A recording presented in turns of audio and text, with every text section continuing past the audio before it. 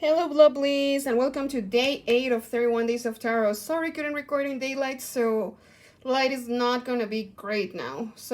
But I want to record on the 8, or at least to post this on the 8 as well. So, it is what it is. So, here we have what tarot books did you read in 2019? And it was like, I don't know, because I'm not I love reading, but I'm more into fiction, like novel and fantastic stuff. So reading tarot to me, it's not like grabbing the book and just like reading it cover to cover. But I took a course, so we were like rereading 78 Degrees of Wisdom, and this is actually the new edition, as you can see there. New edition. Oops, sorry.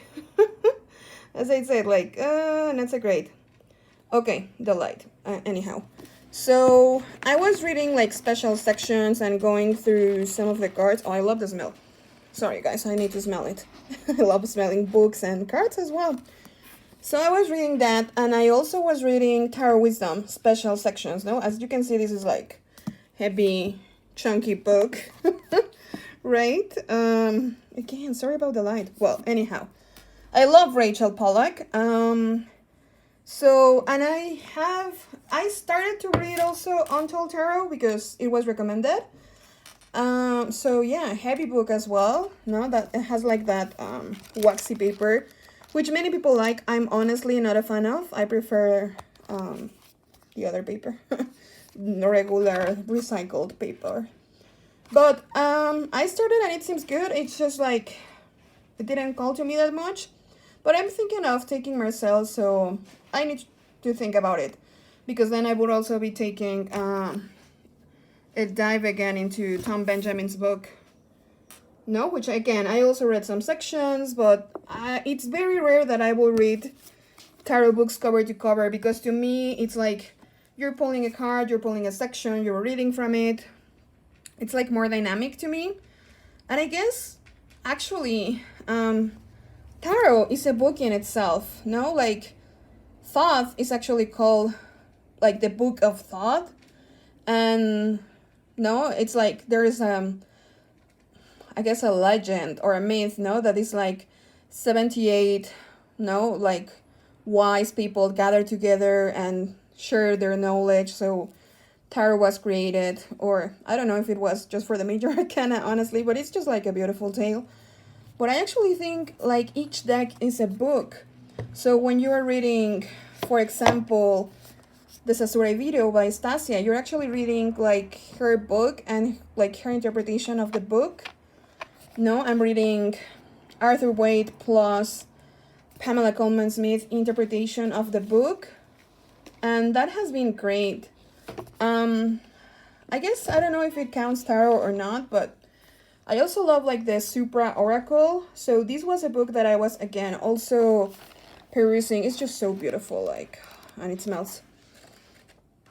Actually, Rachel Pollack's. Oops, sorry. You can see my marker there. So I was working, with this. So against the decks itself, I also love to work with guidebooks. So for the Sasurevito, I was also like, it's a super mini guidebook, but I love to to read what the creator has to say about the creations. So for example, the 8 coins, like reading about, I actually love that it's numbered in the order like she was painting them, and you can see the evolution, and you can read more about the artist and her interpretation. Like Tarot of Trees, she has like a Wicca section, which I was like in love. The book is really nice. So again, I peruse now one of the greatest books that I love for tarot, Wild Messengers. I'm not the only one saying it. This is a chunky, super nice guidebook. The information is amazing. Like even if I'm not pulling those specific tarot cards, I'm like reading these sections. It's just so beautifully put together, and the messages that you get is, I mean, they're amazing. Dream Keepers, again, it's just like so good. So again, I'm not reading this cover to cover, but I'm working with the deck. I pull a card Or for example, I actually got the Muse Tarot Guidebook because I think it's like so beautiful. I'm sorry, it's like super close. It's so beautiful, like the colors and everything. And you can see like this is a little actually bended because I was carrying it around when I was traveling. So even I don't have the deck, what I was reading from this book. So I love it. Another one that I really love is Maggie Steve Vader or Steve Vader. I'm not sure. Sorry about the pronunciation. The Raven's Prophecy. She actually wrote a book and then she created a tarot. Well, a series of books, I believe. Beautiful. So yeah, I love that. And just as a as a final note, when I took a course this year to deepen into the Rider-Waite Smith, our teacher said something that many teachers have said, and I believe absolutely 100% true. Your best book is gonna be the one that you create.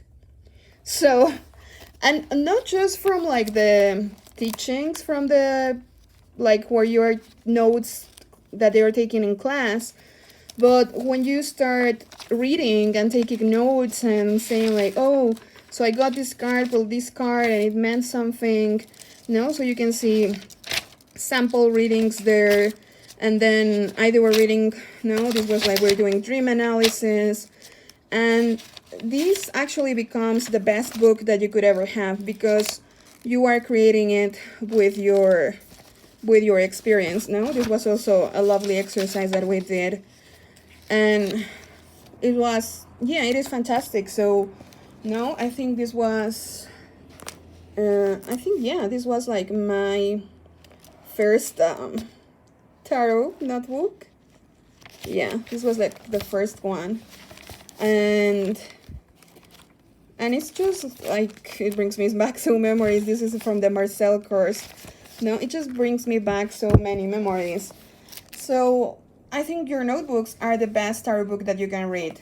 But and that's why I love a good tarot book that goes with the deck, because I love to see what the artist was thinking. I love to know what Liz Houston was thinking when doing the tarot. For the Japarizzi, I love to, I even imagine a whole story in my head, about the artist, Nino Japarizzi, and the collaborator she was working with, which I'm not sure of his name, but I created in my mind a love story, and it's just like reading a novel. I don't know, sorry. But it's just so beautiful. So I definitely love Rachel Pollack, and I think her books are super core. I definitely love a good guidebook that goes with the deck, so I'm gonna be constantly pulling into that. And I definitely know taking like your journals, right? Your notes, class notes, journal notes from your own experience in tarot. So I know it's all over the place. I apologize for that. But yeah, those are the tarot books that I have read. I think it's part of the dynamics of tarot, or how I approach tarot, in such a dynamic way. So there you go. I'm gonna jump and see what people are doing, probably in a more organized way. So I'll see you in the next one. Mwah. Bye, lovelies.